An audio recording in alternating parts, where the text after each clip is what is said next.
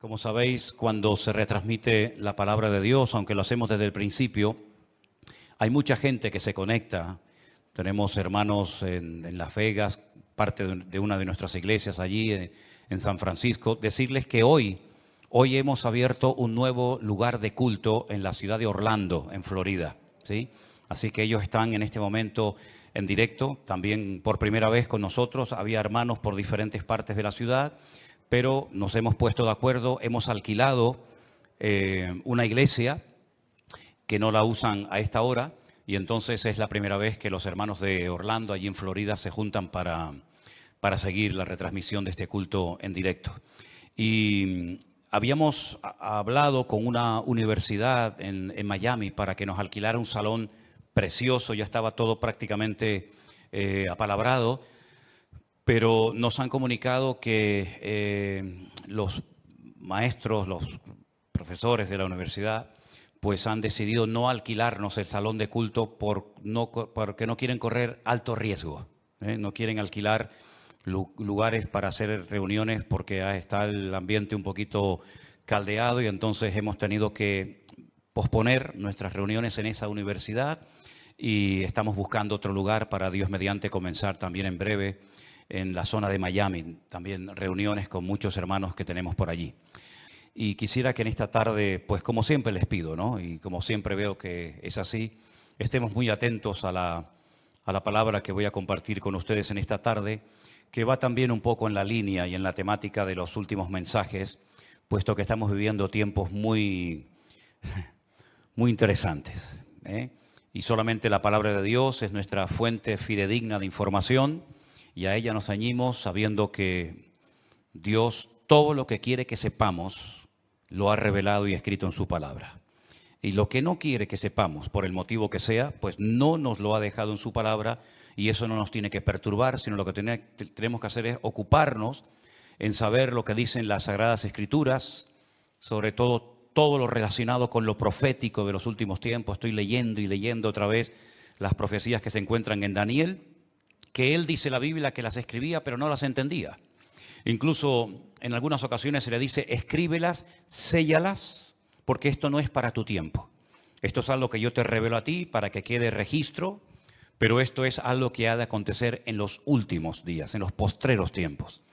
¿Y quién no sabe que ya estamos en esos postreros días? Cualquier musulmán le pregunta si ellos saben que estamos en los últimos tiempos. A cualquier judío, a cualquier cristiano con dos dedos de frente, incluso a aquellas personas que no se definen como nada, pero te dicen, por ejemplo, cuando te los encuentras en la calle: esto va a reventar por algún lado, esto ya no aguanta más, algo va a pasar. Bueno, gracias al Señor, nosotros los creyentes podemos estar en paz en medio de la tormenta, porque sabemos lo que va a suceder, y para eso tenemos la palabra de Dios. Oramos en esta tarde, queridos hermanos, pidiendo la bendición de nuestro Dios para este mensaje. Te damos muchas gracias, Señor, una vez más, por esta oportunidad que nos das de aprender, de conocer las cosas que tú has dejado en tu palabra para mantenernos firmes en la fe, para saber cómo actuar, cómo comportarnos en estos tiempos peligrosos y difíciles en los cuales nos ha tocado vivir. Señor, abre nuestro entendimiento para que podamos comprender tu palabra y podamos en esta tarde, Señor, ser fortalecidos en nuestra fe, en nuestra comunión contigo, y que esta palabra sea de bendición para todos los que la van a escuchar, tanto hoy como en cualquier otro momento. Nos ponemos en tus manos y pedimos tu bendición en el nombre de Jesús. Y amén, y amén. Yo lo primero que me gustaría pedirles a todos ustedes, no solamente los que están aquí reunidos, sino también los que están en sus hogares y los que después van a ver estas reuniones. Y no sé si se han dado cuenta, pero en las últimas semanas han habido centenares, cientos de miles de personas que, debido a todo lo que está ocurriendo, se han metido seguramente en muchas otras páginas, ¿no? Pero yo hablo de lo que nos atañe a nosotros, a ver qué es lo que está sucediendo, a ver qué es lo que está pasando. Tenemos ya mensajes en nuestro canal de YouTube que tiene casi 4.000 mensajes. Tenemos mensajes que ya pasan de los 2, 3, 4, 5, 6, 7, 8, 9 millones de visualizaciones. Es algo increíble ver cómo Dios está despertando las conciencias de muchísimas personas en muchas partes del mundo, porque están realmente preocupadas, diciendo, ¿qué es lo que va a pasar? Yo ya digo, lo primero que les quiero pedir a todos ustedes es que mantengamos la calma, por favor. Veo a muchos creyentes nerviosos, angustiados, con miedo, y lo primero que tenemos que tener en cuenta es que el Señor es nuestra paz, que todo está bajo el control de Dios y que aquí no va a caerse ni una hoja de un árbol sin permiso de nuestro Dios. Así que mantengamos la calma, la serenidad, la paz y no dejemos que nada ni nadie nos perturbe. El Señor Jesucristo dice, en el mundo tendréis aflicción. Más claro agua, pero confiad, yo he vencido al mundo. Mi paz os dejo, mi paz os doy, no como el mundo la da. La paz de Cristo es una paz que a menos que tú la tengas no te la puedo explicar con palabras. Y mira que sé explicar muchas cosas y el Señor me ha dado, pues yo creo que algo de sabiduría para explicar muchas cosas de su palabra. Pero explicarte lo que es la paz de Cristo, sinceramente, me faltarían palabras para poder explicarte lo que es vivir en cualquier momento y circunstancia de la vida, bajo la enfermedad de un hijo, bajo la muerte de un ser querido, en momentos de guerra, en momentos de necesidad, de crisis matrimonial, problemas de toda índole, explicarte lo que es tener en esas circunstancias la paz de Cristo, prácticamente es imposible hacerlo con palabras, a menos que usted tenga esa paz morando en su corazón. Así que, hermanos, recordemos lo que dijo el Señor, quiénes somos: la luz del mundo y la sal de la tierra. Si me permiten la expresión, guardemos la compostura en todo momento. Porque ahora se nos van a presentar muchísimas oportunidades y ocasiones para dar testimonio y explicarle a la gente, si es que lo sabes, lo que está sucediendo y cómo va a terminar todo esto. Porque la Biblia no solamente te dice cómo va a empezar todo, cómo se va a desarrollar los acontecimientos, sino que además te dice cómo van a terminar los acontecimientos. Y lo que de entrada te puedo decir es que el mundo nunca más volverá a ser el mismo a partir del 7 de octubre. Nunca más Oriente Medio volverá a ser lo que fue. Europa nunca más volverá a ser lo que ha sido. El mundo espiritual ha cambiado radicalmente. Te lo voy a intentar explicar esta tarde. Porque todo lo que nosotros vemos que está sucediendo en este nivel, en esta dimensión de lo natural, es simplemente, como he dicho muchas veces, y lo repito, un reflejo del mundo espiritual. El mensaje de hoy yo lo he titulado ¿Palestina o Israel? Porque se está oyendo mucho hablar en los últimos días, semanas, acerca de Palestina, de Israel y de Palestina. Y yo tengo que hacer un pequeño alto en el camino antes de entrar en lo que va a ser en sí el mensaje y decirte que no hay que ser ni judío, ni musulmán, ni creyente, ni cristiano, ni nada, para saber que nunca, jamás en la historia hubo un Estado llamado el Estado palestino. Nunca existió tal cosa, jamás. Te voy a decir de dónde viene y quién le puso ese nombre a ese territorio de Palestina. Antes de que los judíos llegaran a ese país y declararan el Estado judío de Israel, como se llama en 1948, estaban los ingleses en aquel lugar. Después de la Primera Guerra Mundial se repartieron el mundo las naciones vencedoras. Y a Inglaterra le tocó lo que ellos llamaban en aquel tiempo Palestina. Así es que no sacaron de allí al pueblo palestino. Porque nunca existió un país llamado o un pueblo llamado palestino, jamás. Entonces sería antes de los ingleses, pues tampoco. Porque antes de los ingleses estaban los otomanos. Y sabéis que en ese país han estado todos, los omeyas, los árabes, los bizantinos, los hasmoneos, los griegos, los romanos, prácticamente todo el mundo ha estado por allí. Los cruzados con aquellas cruzadas. Y decirles incluso que hasta el rey de España es el único rey del mundo que tiene el título de rey de Jerusalén, por si no lo sabían. Es decir, que por ese pequeño territorio, que es un cruce entre lo que se consideraba la Mesopotamia y Egipto o la salida al mar Mediterráneo, jamás ha habido un Estado palestino, nunca. No sé si en algún momento lo habrá, pero jamás en la historia ha existido tal cosa. ¿De dónde viene entonces el tema o el término Palestina? Realmente el título, el nombre de Palestina fue un castigo del Imperio Romano a los judíos. Me explico. En el año 132 después de la era de Cristo, después del nacimiento de Cristo, hubo un hombre llamado Bar Kokhba. Su nombre significa hijo de la estrella, Bar, hijo, Kokhba, estrella. Bar Kokhba era un judío que fue declarado el Mesías, el verdadero Mesías de Israel. Ustedes saben que el sueño dorado de Israel ha sido la restauración de la monarquía con un rey descendiente de la tribu de Judá. Y este tal Bar Kokhba, el hijo de la estrella, fue apoyado de una forma tremenda por un rabino muy famoso de la época llamado Rabí Akiva. Rabí Akiva, haciendo una pésima interpretación de un texto del Antiguo Testamento donde dice que el hijo de la estrella, hablando del verdadero Mesías, reinaría, apoyó de una forma tremenda a Bar Kokhba y emprendió una rebelión en contra del Imperio Romano. Y durante un par de años logró crear, entre comillas, un pequeño, país independiente que era la región o la provincia del sur de Judea.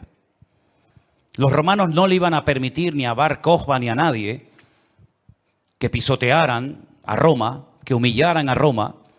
Y entonces se emprendió una matanza, una guerra terrible contra este líder religioso político y lo desmenuzaron. En aquellas guerras se cuenta que murieron más de 580.000 judíos. Una barbaridad. 580.000 judíos perdieron la vida, incluido el Bar Kokhba este. ¿Por qué se produjo esta rebelión?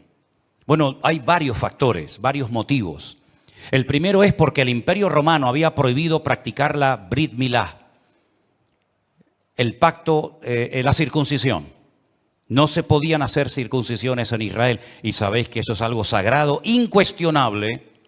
No se negocia el circuncidar sí o no a un varón. Eso es algo que nadie cuestiona. Incluso los judíos ateos lo hacen con sus hijos. Todos lo hacen. Sean creyentes, practicantes o no. Y eso estaba prohibido. Estaba prohibido la celebración del Shabbat, el día de reposo para el pueblo de Israel en aquel tiempo. Estaba prohibido enseñar Torah, enseñar la ley de Moisés, celebrar las fiestas. Y para colmo, como ya Jerusalén había sido destruida, totalmente destruida en el año 70 por el hijo del emperador Vespasiano, Tito, la destruyó y cumplió la profecía que Cristo había dicho en Mateo capítulo 24. ¿Veis todo esto? No quedará piedra sobre piedra que no sea destruida. En el año 70 se cumplió literalmente esa palabra profética que Cristo le había dicho a sus discípulos y que la encontramos en Mateo 24. Y la ciudad de Jerusalén fue destruida completamente, incluido lógicamente el templo. Los tesoros del templo, que eran incalculables, se llevaron a Roma. Y su padre, Vespasiano, construyó un templo, pero a la muerte, el famoso Coliseo Romano, que todavía lo pueden visitar los que quieran. Y para hacer una conmemoración de esta victoria, entrando o muy cerca del Coliseo Romano está el Arco del Triunfo de Tito, por donde les desfilaron las legiones romanas, humillando a los judíos que se los llevaban por miles y centenares a Roma para ser lanzados al circo romano, crucificados, etcétera, etcétera. No solamente ocurrió eso, sino que para más INRI, para más humillación, lo que hizo el emperador Adriano fue cambiarle el nombre a la ciudad de Jerusalén. Subió a lo alto de donde estaba el templo, que es el monte Moriah, donde actualmente está el Domo de la Roca y al lado la mezquita famosa de Al-Aqsa.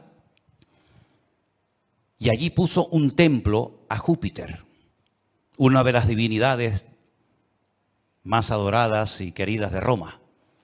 Y le cambió el nombre de Jerusalén por Aelia Capitolina.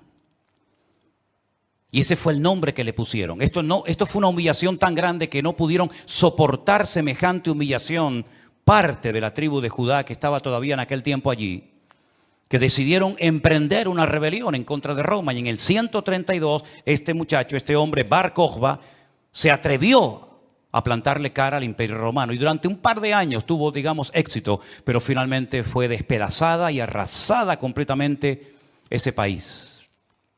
El rabino que la apoyó, El Rabí Akiva lo llevaron a Cesarea la Marítima. Digo la Marítima porque sabéis que en los tiempos de la Biblia había dos ciudades que se llamaban Cesarea, Cesarea de Filipo al norte y Cesarea la Marítima al lado del mar Mediterráneo. Y allí con peines de hierro al rojo vivo le arrancaron toda la piel y lo torturaron hasta la muerte a Rabí Akiva. Y ya se acabó cualquier otra posibilidad de rebelarse, de levantarse contra el Imperio Romano. Queda un pequeño reducto de judíos, rebeldes, pero bueno, ese es tema para otro día. Y entonces, para humillar más a ese país, para que nunca nadie pudiera recordar que un día hubo una ciudad llamada Jerusalén, que ahora se iba a llamar, ya hacía años que se llamaba Elia Capitolina, al país se le puso Filistea, tierra de filisteos. Y de ahí viene la palabra, el origen de la palabra Palestina. Fue un castigo de Roma a los judíos para que nunca más nadie pudiera echar de menos un país llamado Israel. Y esa es la historia del nombre Palestina. Y por allí, ya digo, han pasado todas las civilizaciones, culturas, religiones, imperios, cruzados, etcétera, etcétera. Pero nunca, a pesar de que Roma le puso a ese país Palestina o tierra de filisteos, jamás hubo un estado propio, gobernado, libre, independiente, llamado el Estado de Palestina. Jamás lo ha habido, nunca.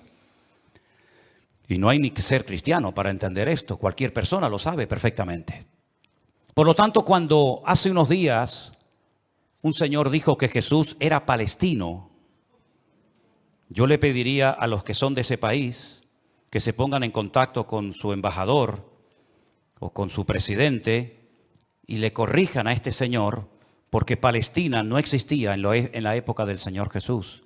Hay que decirle a este señor que Jesús era de la tribu de Judá. Su padre y su madre, que están sus árbol genealógico en la Biblia, Mateo capítulo 1, Lucas capítulo 3, eran descendientes de la tribu de Judá, que a su vez estaba entroncada con la casa real del rey David. ¿Y quién era David? Era de la tribu de Judá. Su papá se llamó Isaí. El padre de Isaí fue Obed. El padre de Obed fue Booz. Y Booz era el hijo de Rahab, que se casó con Salmón, que era del pueblo de Israel. Por lo tanto, Jesús era judío. Por eso lo circuncidaron a los 8 días. Por eso subía a Jerusalén 3 veces al año, para celebrar las fiestas que la Torá de Moisés indicaba que tenían que subir a Jerusalén. Por eso Jesús nunca fue a una mezquita. Siempre fue a sinagogas. Porque ni siquiera las mezquitas, el Islam, existía en la época de Jesús. Sino que tendrían que pasar más de 600 años, más de 6 siglos y medio, hasta que naciera el Islam. Que por cierto significa sumisión. ¿A quién? Lo interesante es que el Señor Jesucristo, cuando es juzgado por sus enemigos, en este caso los romanos, el que lo sentencia a muerte, ordena poner encima de la cruz un título escrito en 3 lenguas: latín, griego y árabe. Si ustedes me dejan que siga, tienen un problema, porque he dicho un disparate y ustedes no han dicho nada. Y ustedes no tienen que permitir que yo ni nadie diga disparates en este púlpito. Eso es. Entonces corríjame cuando digo algo mal, no tengan miedo. El Poncio Pilato dijo de encima de su cruz tienen que poner un cartel en latín, el idioma de los romanos, en griego, la lengua internacional de la época, y en hebreo, que es el idioma que habla este pueblo, que diga Jesús Nazareno, rey de los judíos. No dijo rey de los palestinos, no dijo rey de los árabes, dijo rey de los judíos, que eran los que vivían allí. Porque dice Juan capítulo 1 que a los suyos vino y los suyos no le recibieron. Y los suyos eran judíos que estaban viviendo en aquel momento bajo la opresión, bajo el yugo del imperio más terrible que jamás ha existido y el más longevo, que fue el imperio de Roma. Así que de ahí viene todo esto del nombre Palestina y filisteos y todo esto, queridos hermanos. Pero nunca, repito, ha existido un Estado palestino. Cuando en 1948 las Naciones Unidas decidieron partir el país en 2, Israel dijo: estamos de acuerdo. Si los árabes que en ese momento habitaban en ese país, que la mayoría eran de origen jordano, el país que estaba al lado, porque no sé si saben que, por ejemplo, la explanada de las mezquitas arriba, en el monte Moriat, en el monte de Moriat, eso está bajo protectorado de Jordania. Y cuando tú ves a los ancianos caminando por las calles de la ciudad vieja de Jerusalén, la mayoría de ellos llevan un pañuelo de cuadraditos blancos y rojos, que es el pañuelo de Jordania. Porque Palestina no representa a nadie, sino ellos eran de origen jordano, ¿verdad? Y es interesante notar que Israel en ese año decidió quedarse con los territorios que las Naciones Unidas decidieron darle. Y los árabes dijeron rotundamente no, que yo digo, si hubieran sido listos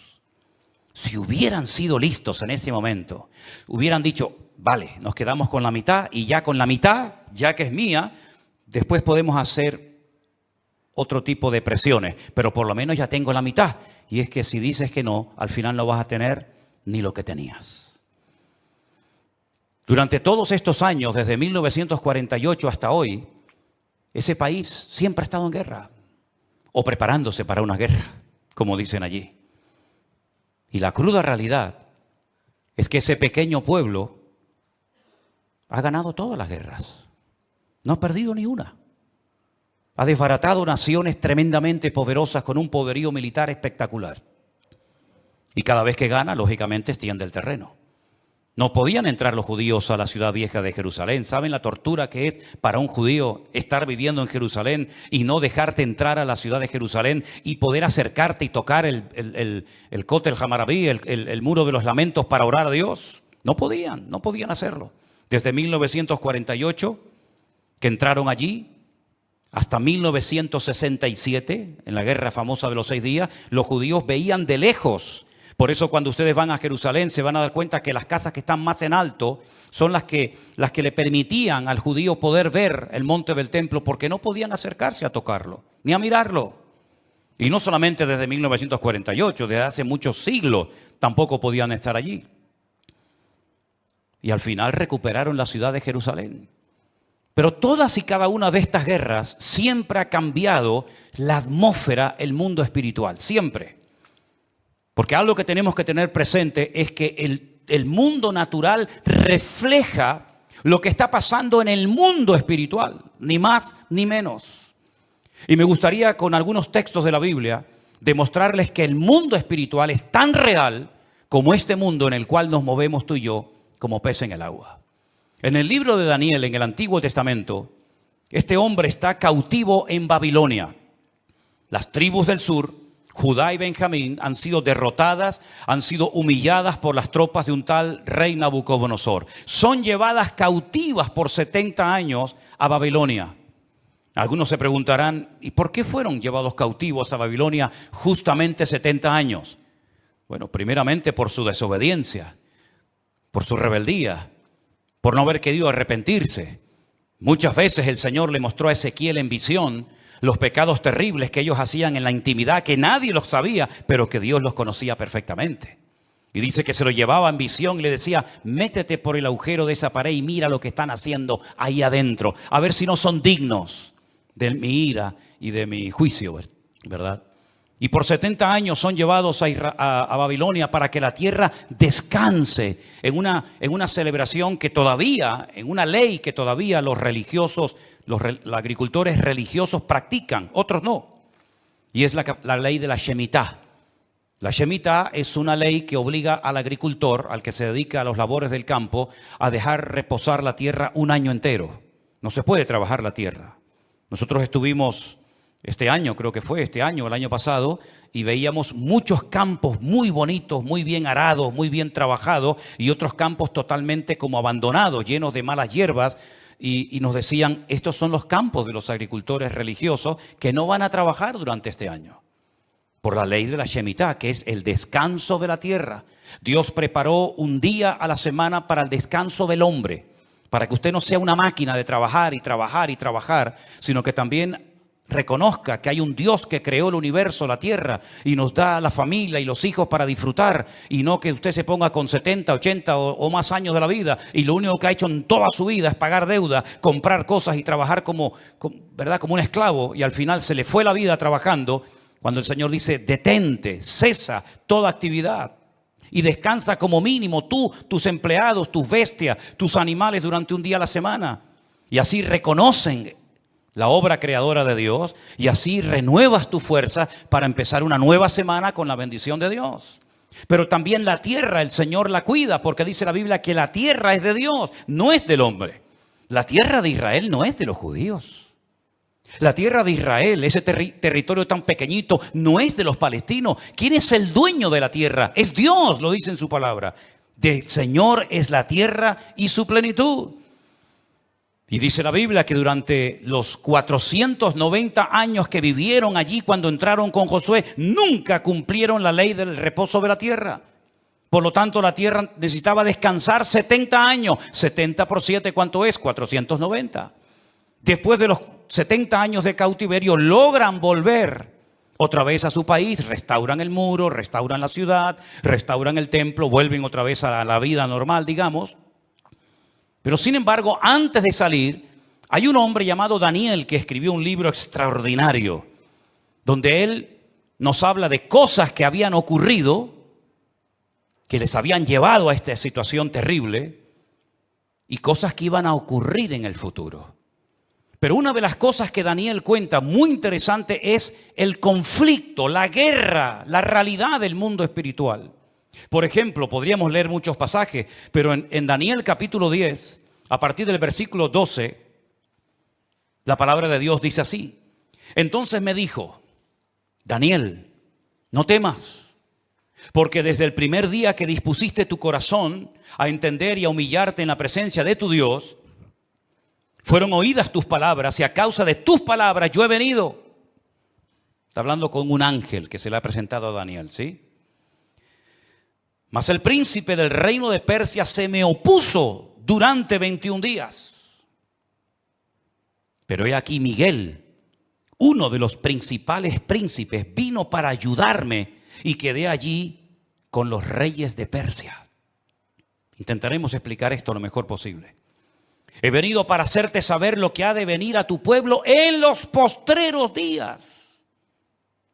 Porque la visión es para esos días. No es para el tiempo de Daniel, es para los postreros, los tiempos finales.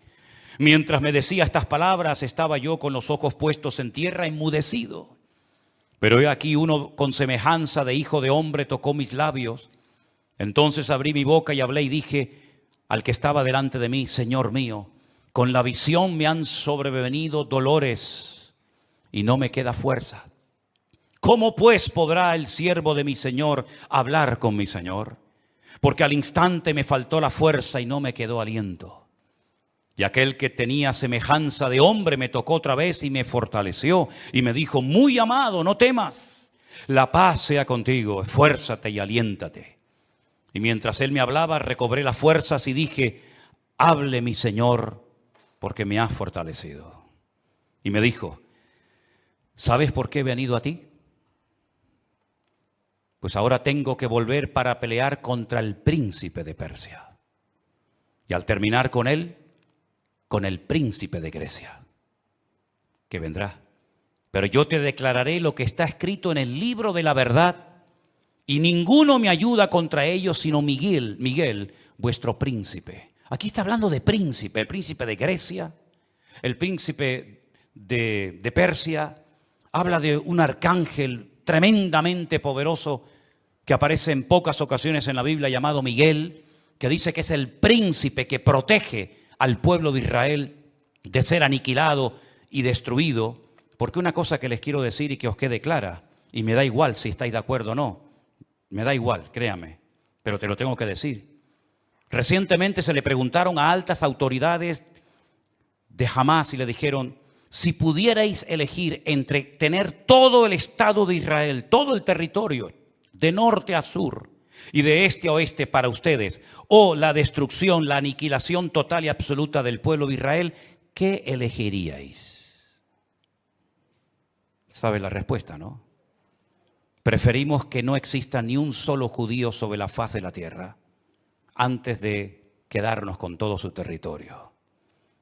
Porque no es que quieren quedarse con todo el territorio, es que quieren arrojar al mar o al desierto para que muera toda la población de Israel, que en este momento está alrededor de unos 15 millones de personas más o menos repartidas en varias naciones de la tierra.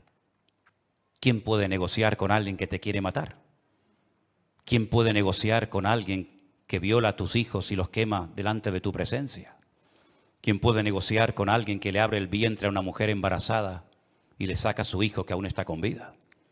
¿Quién puede negociar con alguien que te odia y que el sueño de su vida es destruirte a ti y a toda tu descendencia? ¿Quién puede negociar con semejantes salvajes? Fijaros que ya no digo animales, como decía hasta el otro día, porque no quiero ofender a los animales. Pero aquí encontramos una realidad espiritual. Daniel estaba orando, estaba ayunando por 21 días, 3 semanas seguidas, y la respuesta a su oración no venía la respuesta a su oración. Y finalmente se le presenta un ángel y le dice: desde el primer día que te pusiste a orar, tu oración llegó a la presencia de Dios. Y entonces, ¿por qué no vino la respuesta? Porque el príncipe de Persia se me oponía. Había interferencias, por decirlo de alguna manera, en el mundo espiritual. ¿Quién es el príncipe de Persia? Un poder espiritual, un príncipe de las tinieblas que no quería que Daniel recibiera la revelación y la información de lo que le iba a pasar a su pueblo a corto y a largo plazo. Y con esto coincide lo que se ha leído esta tarde desde este mismo púlpito, la famosa armadura del cristiano en Efesios capítulo 6. Donde el apóstol Pablo dice: nuestra lucha ahora como creyente no es contra sangre y contra carne, no. Esa ya no es nuestra batalla, esa ya no es nuestra lucha. Nuestra lucha, que existe y es real, es contra principados y contra potestades, contra los gobernadores de las tinieblas, contra huestes espirituales de maldad en las regiones celestes. Y por eso Pablo describe la armadura del soldado romano, pero dándole como una aplicación para que el cristiano pueda vivir en todo momento bien armado, bien preparado, bien listo para poder enfrentar ese conflicto espiritual que todo creyente sabe perfectamente que está librando. Fijaros que las últimas palabras del apóstol Pablo cuando escribe a Timoteo le dice: he peleado la buena batalla. No ha sido fácil llegar hasta la meta, Me han torturado, me han apedreado, me han puesto en la cárcel, etcétera, etcétera. Y he peleado la buena batalla y he acabado la carrera. A Timoteo, cuando está pasando un momento de desánimo, de caído en su espíritu por las presiones y las luchas que está llevando a cabo en la iglesia que está pastoreando en Éfeso, le dice: pelea la buena batalla, echa mano de la vida eterna, sufre penalidades como buen soldado de Jesucristo. Yo sé que por ahí se ha predicado un evangelio aguado, un evangelio donde ven a Cristo y todos los problemas se te van a solucionar. No es verdad. Dios te va a dar gracia, paz y fortaleza en medio de los problemas. Pero muchos problemas no van a desaparecer por el hecho de que ahora usted se ha convertido a Cristo. Si le han predicado otra cosa, no es mi problema, pero sí es mi responsabilidad decirle que la vida no es fácil, ni para el ateo ni para el creyente. Y dice la Biblia que cuando sale el sol calienta buenos y calienta malos. Y cuando hay guerras mueren buenos y mueren malos. Y cuando hay un naufragio mueren cristianos y mueren ateos. Y cuando hay un atentado, cuando hay un terremoto o cuando hay un tsunami mueren cristianos, mueren blancos, mueren ricos, mueren todos. Porque es parte de la vida. Pero en medio de las tormentas y sufrimientos de la vida, nosotros sabemos que el Señor está a nuestro lado. Y eso es lo que nos da la fuerza para decir: Dios está conmigo porque yo sé en quién he creído. Miren a Job, y no me quiero ir del tema, pero miren a Job, un hombre que perdió a sus hijos, un hombre que perdió su salud, un hombre que perdió su patrimonio, toda la vida trabajando para tener 4 cosas y en un día las perdió todas, como le puede pasar a cualquiera, ¿o no? Sin embargo, cuando su mujer le dice: maldice a Dios, ¿qué tipo de Dios tienes tú? Que hoy te da y mañana te quita, ahora te sana y mañana te enferma. Y le dice: como cualquier persona incrédula, insensata, has hablado. Yo sé en quién he creído y aunque Dios me mate, yo lo voy a seguir adorando porque yo sé que mi Redentor está vivo. Podemos tener paz en medio de la tormenta, podemos dormir en paz, como dice la Biblia: en paz me acostaré y asimismo dormiré. Porque solo tú, Señor, me haces vivir confiado. Y aunque un ejército acampe contra mí, no temerá mi corazón. Porque el Señor es mi luz y mi salvación. Son promesas que las hemos interiorizado en nuestra vida y no es como un mantra que lo tengo que repetir para autoconvencerme de que Dios está conmigo. Es que no me tengo que autoconvencer de nada. Él mismo me da testimonio a mi espíritu de que no estoy solo en medio de las luchas de la vida.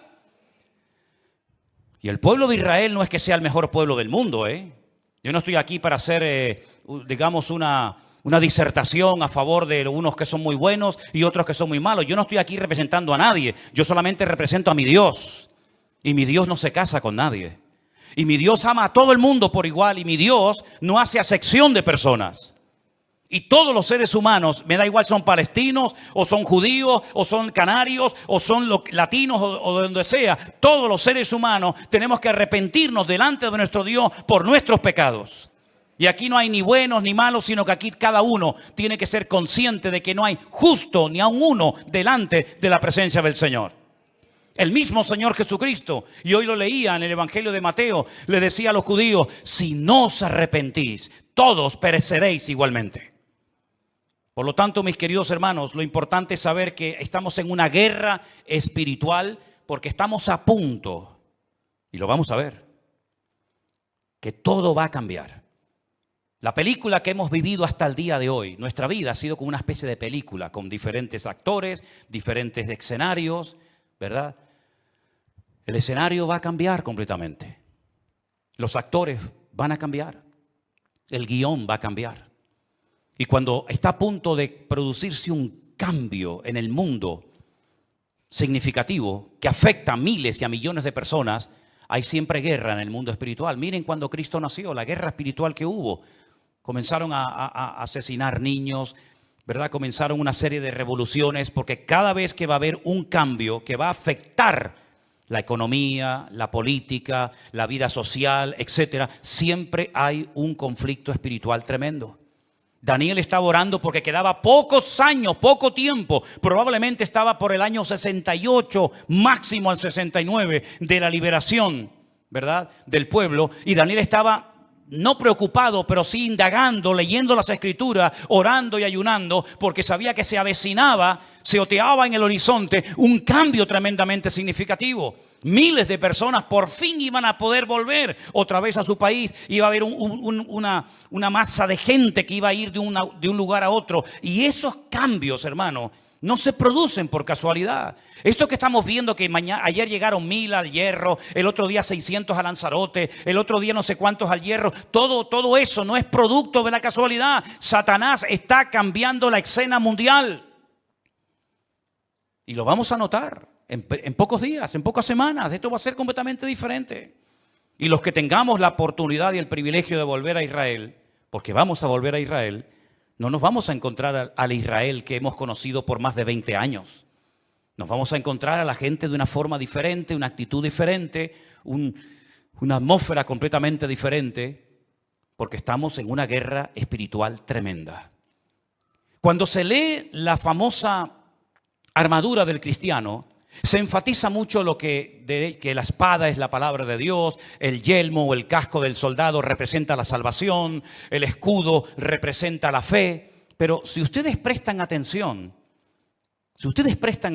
a esa armadura de la cual Pablo nos está hablando aquí en Efesios capítulo 6, lo primero que él hace cuando escribe la carta es orar para que los ojos de vuestro entendimiento sean alumbrados y tengáis espíritu de sabiduría y de revelación en el conocimiento de Él.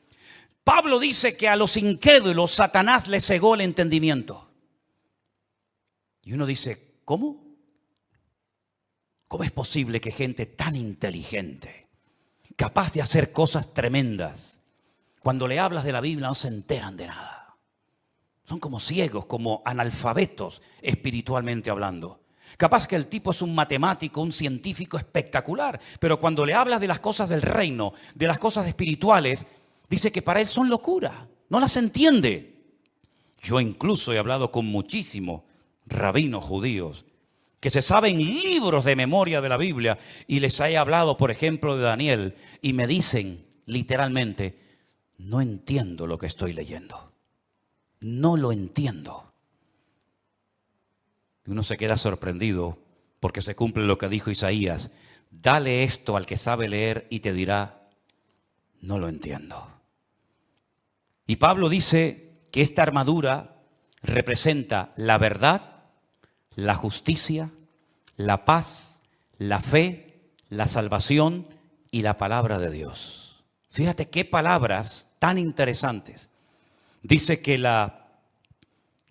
ceñid vuestros lomos con la verdad, con la coraza de justicia, calzados los pies con el apresto del evangelio de la paz, coger el escudo de la fe, tomad el yelmo de la salvación y la espada del Espíritu, que es la palabra de Dios. Estas 6 cosas, estos 6 elementos están en el punto de mira de Satanás para arrancarlos de nuestra sociedad de un plumazo. Quiere cambiar la verdad en mentira y convertir la mentira en verdad. Si no, sal por la calle hoy en día y pregunta cosas que tienen que ver ya no con la fe, sino con el sentido común. Y te vas a dar cuenta que hay gente que cree en mentiras, creyendo 100% que son grandes verdades. Y las grandes verdades las cuestionan y las echan a un lado porque dicen, eso no es verdad, eso es mentira. Esa es una de las estrategias del diablo, bombardear, dinamitar las escuelas, las universidades, incluso también, como no, las iglesias, la familia, los gobiernos, la política, el arte, la pintura, la literatura, todo, para que al final la sociedad siga creyendo más en las mentiras que en las verdades. ¿Quién enseñó que para ir al cielo hay que explotarse? Es una gran mentira. Pero 1.000 millones creen que es una gran verdad. Aquí vino hace poco una persona que me decía, ¿cómo es posible que ustedes crean que la tierra es redonda si la tierra es plana? Y decía, pero ¿me está hablando en serio este hombre? Quiere quitar la verdad y convertirla en mentira. La justicia la quiere convertir en injusticia. De hecho, muchas veces hay más sentido común, más sentido de la justicia en la calle, en la sociedad, hablando en una cafetería o en un bar, que cuando ves un acto supuestamente de justicia, que es una tremenda injusticia. Cuando a una persona se le meten en su hogar y no los puedes echar porque no tienen dónde vivir. Y no les puedes cortar la luz y el agua porque es un delito si le corto a un ocupa en mi casa la luz y el agua. Que han convertido la justicia en injusticia. Ya no tiene derechos el propietario, ahora tiene derechos el que usurpa la propiedad ajena. ¿Eso es una justicia? ¿Eso es justicia?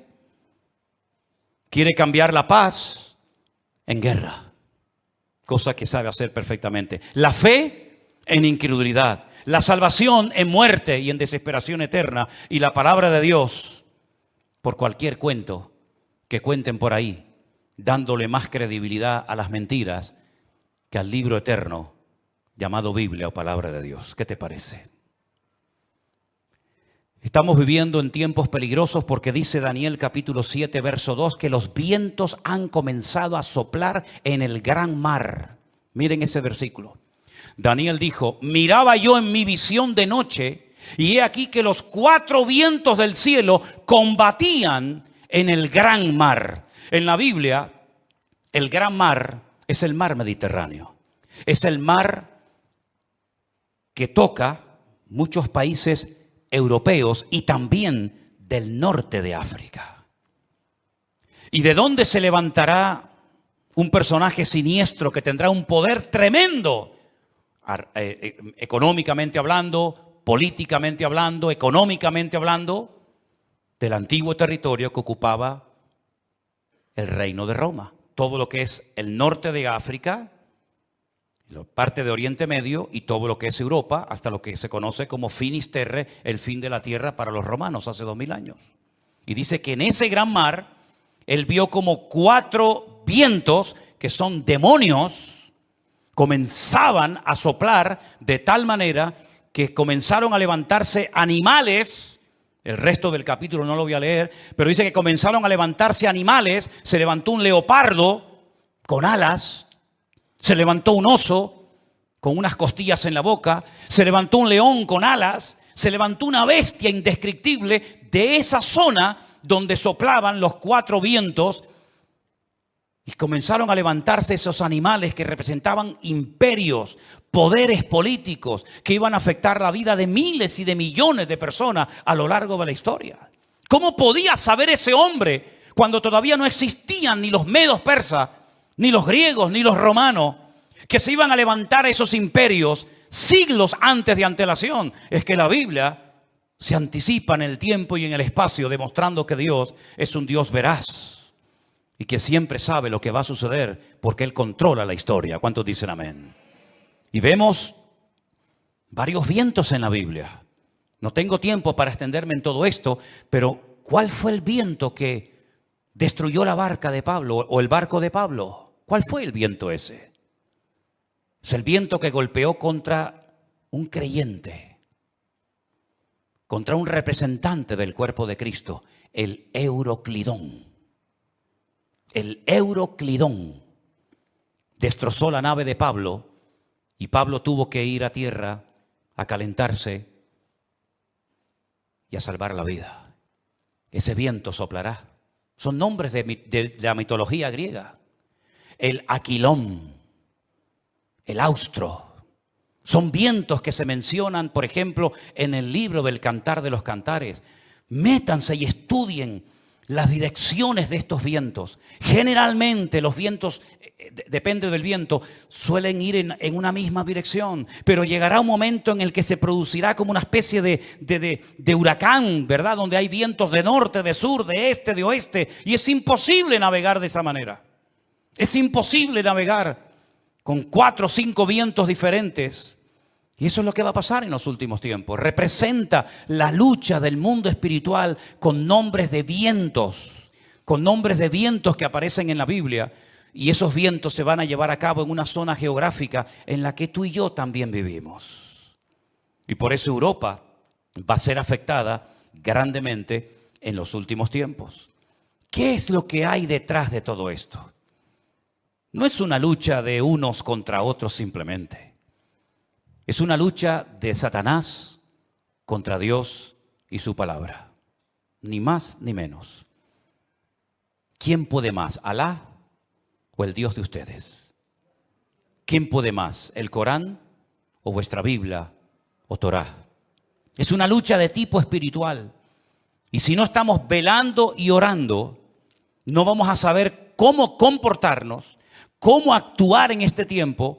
Porque algo muy importante, que lo vamos a ver ahora en un momento en la pantalla, es cómo Satanás a lo largo de la historia, como una especie de camaleón, si me permiten, ha ido adaptándose a los tiempos, a las culturas, a las tradiciones, y de esa manera ha ido preparando el escenario para esta escena final que tenemos en el horizonte. Todavía la guerra fuerte que nos habla Ezequiel 38 y 39 aún no ha empezado. No es esta que estamos viendo ahora. Todavía viene otra peor, para que lo sepan. Cuando Gog, príncipe de Mesec y Tubal, vienen del norte con 200 millones de soldados para destruir al pueblo de Israel. Porque de esta Israel volverá a salir con muchas pérdidas humanas, con mucha sangre derramada, pero aún viene la peor, que la Biblia dice en qué momento se va a producir, qué naciones van a intervenir, por dónde van a atacar, cómo va a terminar, cuánto va a durar, etcétera, etcétera. Pero tengo una lista que se la voy a poner ahí en la pantalla. Espero que estas características del diablo de los últimos tiempos las tengan en cuenta, porque esta es la forma como Satanás ha decidido actuar en nuestra generación. Primero, lograr los objetivos deshumanizando a la humanidad. Eso ya es una realidad entre nosotros. El objetivo, lo que se pretende alcanzar, está por encima de cualquier precio de vida humana. Si mueren 1000, da igual, traemos otros 1000. Si son 10.000, traemos otros 10.000. Es como cuando los romanos estaban al pie de la montaña de Masada. ¿Se acuerdan en Masada, en el desierto de Judea? Dice la Biblia que había arriba en Masada un reducto de judíos que no querían rendirse. Ellos rodearon la muralla de Masada y comenzaron durante años y años y años a echar tierra para construir una rampa que todavía se puede ver, y por esa rampa subieron ¿cómo se llama? El aparato ese de madera grande. ahora ya lo diré. 4 años preparando esa rampa para poder subir arriba. Dice la Biblia que la iglesia es columna y baluarte. Ahí está, ya me vino. El baluarte. El baluarte era esa torre de madera que iban arrastrando los esclavos. Dentro iba llena de soldados y cuando llegaba arriba se abrían las compuertas y salían para atacar. 4 años preparando esa rampa de tierra. ¿Cuántos murieron? Miles, miles. Muchos de los que estaban trabajando al pie de la montaña eran familiares, conocidos, vecinos o amigos de los que estaban arriba, rodeados por las legiones romanas. Hay una película de Peter O'Toole que se llama Masada. Véanla para que vean la historia. Qué interesante. Mataban a 200, 300 esclavos, traían más y traían más. El objetivo es lo principal. No importa cuántos mueran para alcanzar el objetivo. Esa es una estrategia del diablo que le está saliendo de maravilla.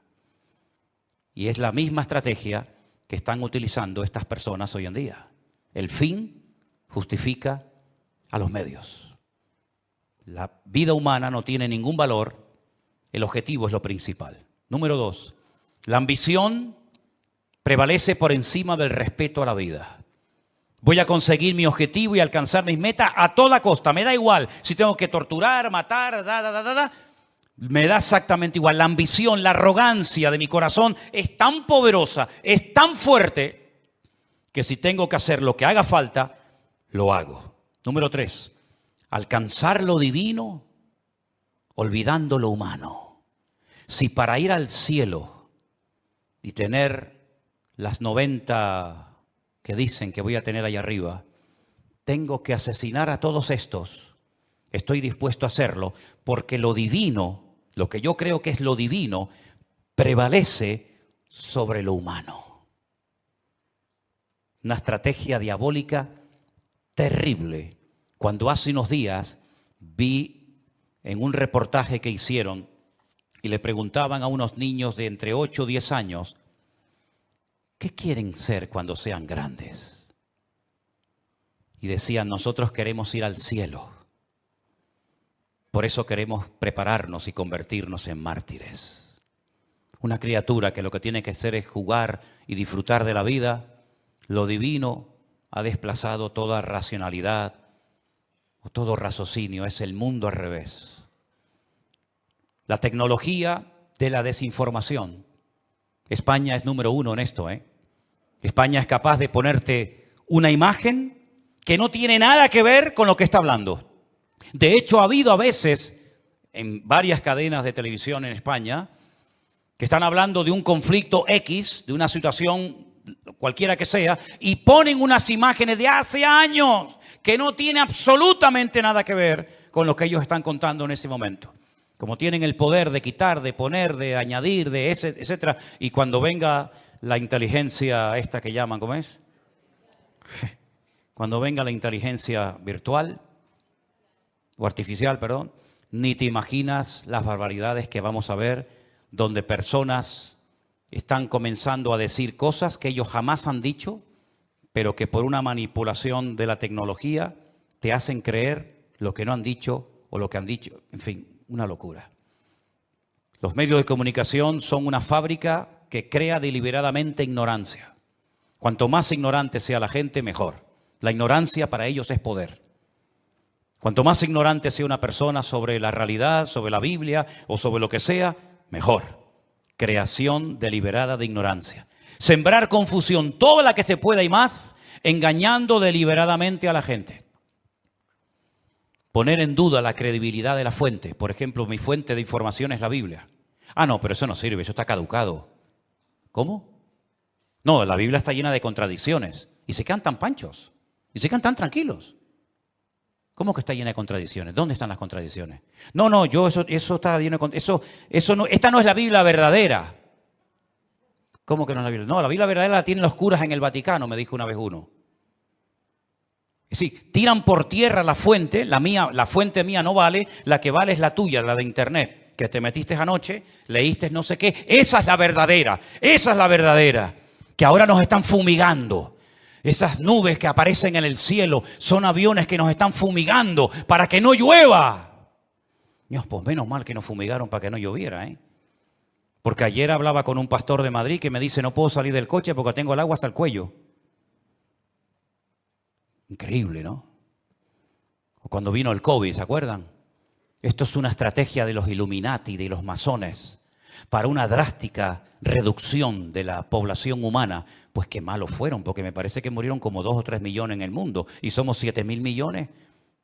Lo hicieron muy mal, ¿eh? Y que todos los que nos vacunamos en 2 años morimos. Pues se equivocaron, porque ya llevo 3, vivo y coleando. Pero en fin, esta fuente no vale, la que vale es siempre la de ellos. Negar los hechos. No, eso no fue así.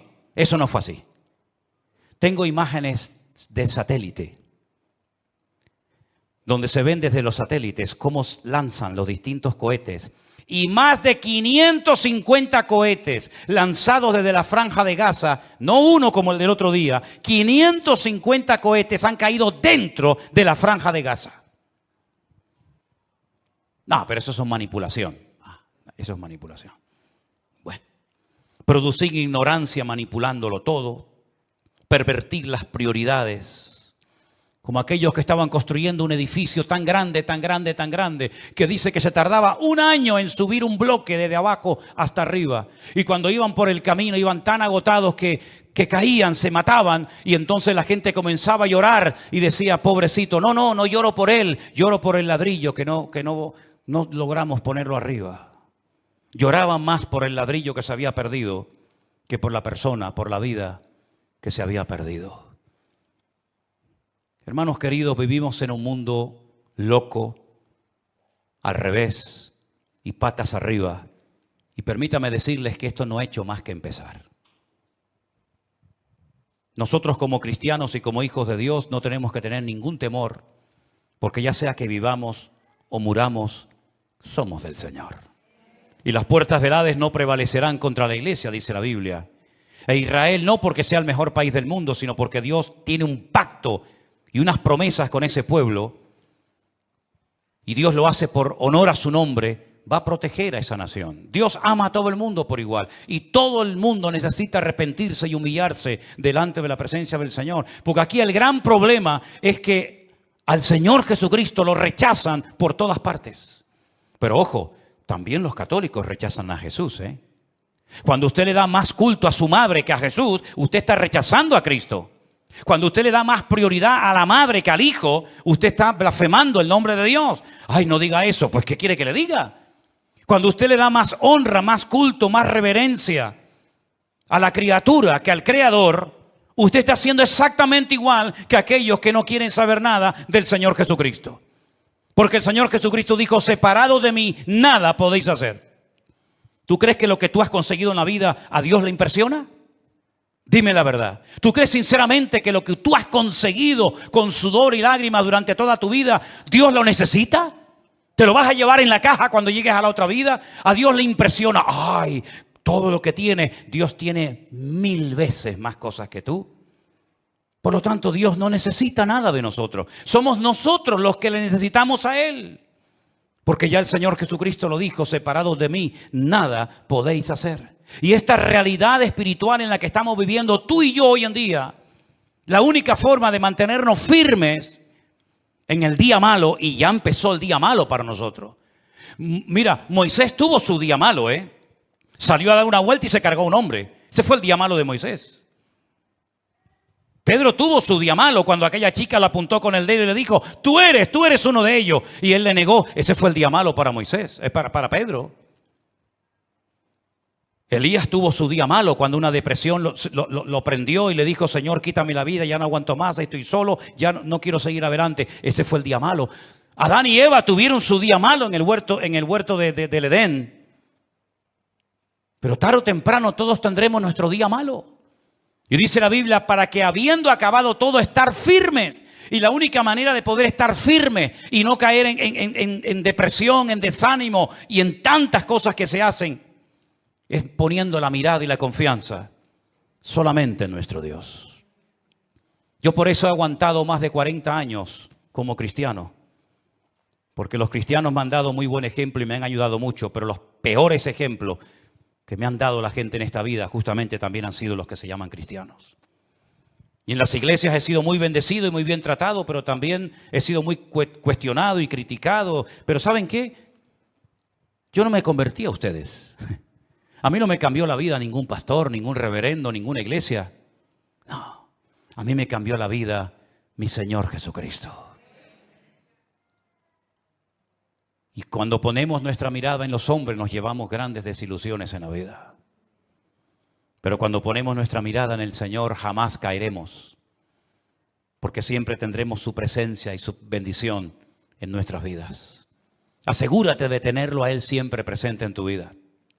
Asegúrate de empezar el día, de vivir el día con Él. Parece mentira, ya estamos a finales de octubre, ¿eh? Se nos fue otro año prácticamente. ¿Y cómo va a terminar el año? Antes del 7 de octubre, todo era diferente. A partir del 7 de octubre, todo ha cambiado. Ayer cuando veía 34 líderes mundiales, incluido...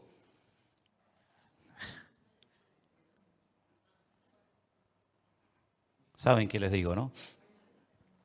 Cuando yo veía 34 líderes mundiales, y allí estaba don Peter Sánchez, yo decía, en estos 34 que están aquí, mira que los miré de arriba, abajo, de izquierda a derecha, ¿estará ya el anticristo? ¿Estará ya el anticristo? Porque el mundo está clamando por alguien que venga y solucione todo. Da igual si es musulmán, judío, creyente, ateo, de derechas o de izquierda. El mundo está clamando a grito y de hecho este señor que vive en Roma dijo hace algún tiempo: lo que el mundo necesita es un líder, uno solo, con todo el poder para que gobierne. Y tuvo razón, el mundo verá a ese líder y el primero que lo van a apoyar van a ser ellos. Y yo me preguntaba, ya digo, ayer en esa reunión de 34 líderes mundiales, ¿estará aquí en medio de ellos este personaje siniestro? Porque esto se tiene que arreglar de alguna manera. Cada vez que empieza una guerra, sobre todo de Israel, siempre a los pocos días se reúnen o en el Cairo o en cualquier país para decir, sí, ahora no empiecen así, me parece, creo que es aquel, me parece, no. Siempre ahora todo el mundo se lleva las manos a la cabeza. Hay que parar esto como sea. Hay que pararlo antes de que entren los del norte. El único que puede traer paz a la tierra es el príncipe de la paz, que por cierto no fue invitado a esa reunión. Los ciegos guiándolos a ciegos. Cuando todos los que están ahí deberían de haber dicho, hagamos una oración y démosle gloria a Dios, para que Dios nos ayude a solucionar los gravísimos problemas que tenemos y que no sabemos cómo solucionar. ¿Vieron el último discurso del presidente de Salvador, Bukele? ¿Lo vieron? ¿Lo oyeron? Qué interesante. Qué interesante. Empezó su discurso diciendo, quiero dar toda la gloria a Dios. Uno de los países más violentos del mundo, donde todos los días había cantidad de asesinatos, de crímenes, de secuestros tremendos. Se ha convertido en uno de los países más seguros del mundo. Ya no hay delincuencia, ya no hay robo, ya hay una tranquilidad en las calles tremenda. Y una de las cosas que dijo ese presidente en ese discurso fue, le pedimos sabiduría y revelación a Dios. En una semana solucionamos todos los problemas, no murió absolutamente nadie. Y el país más peligroso del mundo, en proporción a otros, se ha convertido como botón de muestra de otras naciones de la tierra. Pero cuidado con quitarle la gloria a Dios, porque en el momento en el que le quitemos y le robemos la gloria a Dios, puede volver otra vez el enemigo a traer sangre a nuestras ciudades. Qué ejemplo tan grande, ¿no? ¿Cómo me gustaría a mí ver en España? Me imagino que a ustedes, venezolanos, colombianos, cubanos, argentinos, ¿verdad? ¿Cómo nos gustaría ver a todos y a cada uno de nosotros que antes de hacer una reunión para intentar solucionar un problema dijeran, bueno, vamos a hacer una cosa. Vamos a orar, vamos a pedir la bendición de Dios para que Dios nos dé sabiduría y salgamos de este lugar sabiendo lo que tenemos que hacer. ¿Creen ustedes que a Dios no le agradaría que lo invitaran a una reunión para que Él les diera sabiduría a toda esa gente? Por supuesto que sí, pero me parece que no lo vamos a ver. me parece que no lo vamos a ver. Así que, hermanos míos, cierra tus ojos en esta tarde y vamos a decirle: Señor, nosotros sí te queremos. En estas reuniones no te quieren, pero nosotros sí te queremos, porque te necesitamos más que nunca. Y queremos que tú traigas primeramente paz a nuestras vidas, paz a nuestros hogares, y sobre todo que te vean a ti y te reconozcan a ti, el único Dios vivo y verdadero, porque es la única manera de que podamos, como dice la Biblia, vivir reposadamente. Te damos gracias, Señor, en esta tarde por tu palabra. Te doy gracias porque sabemos que en esta lucha la victoria es nuestra, porque Cristo ha vencido al enemigo y tu victoria, Señor, prevalece por encima de todo.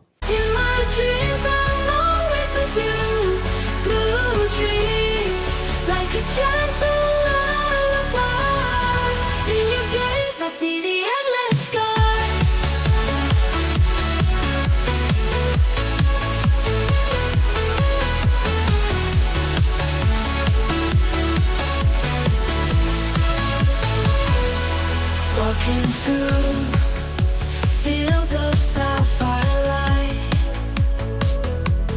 every moment with you feels so right. The world fades away, it's just you and me. In the blue of my dreams, builds a melody. Every touch like waves upon the shore. Te ruego, Señor, en el nombre bendito de Jesús, por esta situación, por este caos tremendo, que nadie sabe cómo pararlo, nadie sabe cómo solucionarlo. Pero yo te ruego, Señor, por tus hijos, por los que te han recibido, por los que han creído en ti, Señor, que esos son tu verdadero pueblo, Señor.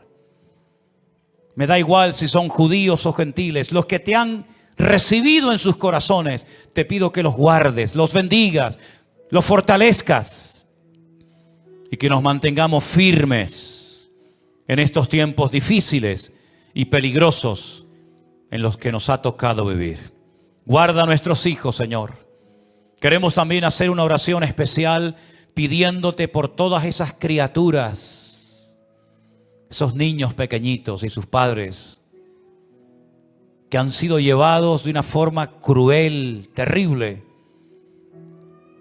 Señor, que vuelvan todos y cada uno de ellos, Señor, cantando y alabando y dándole gloria a Dios.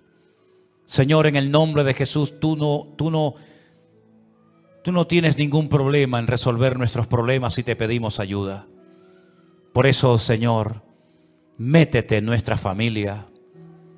Toca la vida de nuestros hijos. Toca la vida de los líderes del mundo para que te reconozcan y clamen a ti, Señor. Faraón pidió ayuda y la recibió. Nabucodonosor pidió ayuda y la recibió. Señor, te pedimos que toque los corazones, que te lleves corazones de soberbia, de piedra, y traigas humildad y arranques las mentiras a las que se agarran millones de personas, porque la única verdad eres tú, Señor Jesús. Gracias por tu paz y por tu presencia en nuestras vidas. En el nombre de Jesús. Amén y amén. Nos ponemos de pie, mis queridos hermanos. Si tú dispusieres tu corazón y extendieres a él tus manos, levantarás tu rostro limpio de mancha, será fuerte y nada temerás, te acostarás y no habrá quien te espante. Muchos suplicarán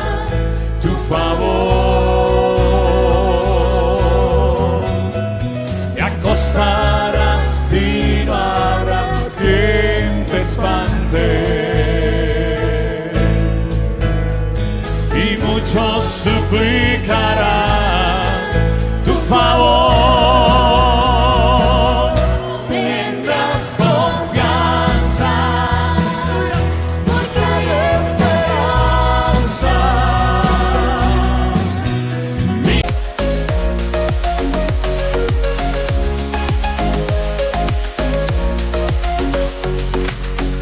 Shades of twilight, dawn's first light. Echoes of days that felt so right. Smiles and whispers, dreams we share. In this painting, love's declared. On this canvas of memories, I see our love through the gentle breeze. Every color, every hue brings me closer back to you. On this canvas of memories, I see our love through the gentle breeze. Every color, every hue brings me closer back to you. Shades of twilight, dawn's first light. Echoes of days that felt so right. Smiles and whispers, dreams we share. mirarás alrededor y dormirás seguro. Y aunque oscureciere, como la mañana será, la vida será más clara que el mediodía. Si tú dispusieras tu corazón y extendieras a él tus manos, levantarás tu rostro limpio de mancha, serás fuerte y nada te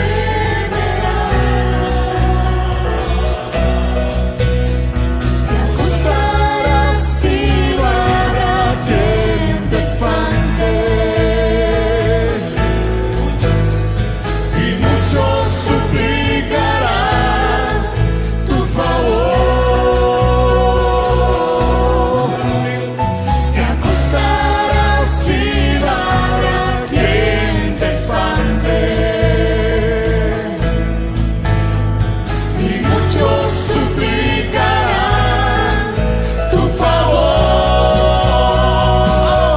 Tendrás confianza, porque hay esperanza. Mirarás alrededor y dormirás seguro. Y aunque oscureciere, como la mañana será, la vida será más clara que el mediodía. Y muchos suplicarán tu favor. Y muchos suplicarán tu favor. Y muchos suplicarán tu favor.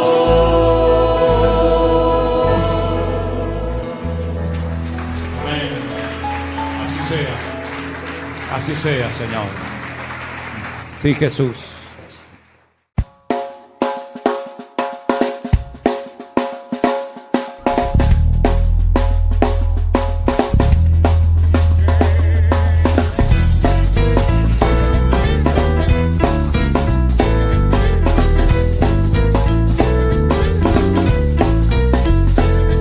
Tienes roto el corazón de tanto sufrir y llorar. Tienes que aprender a descansar en Dios. No importa lo que te dijeron, no importa lo que te hicieron. Tienes que aprender a descansar en Dios.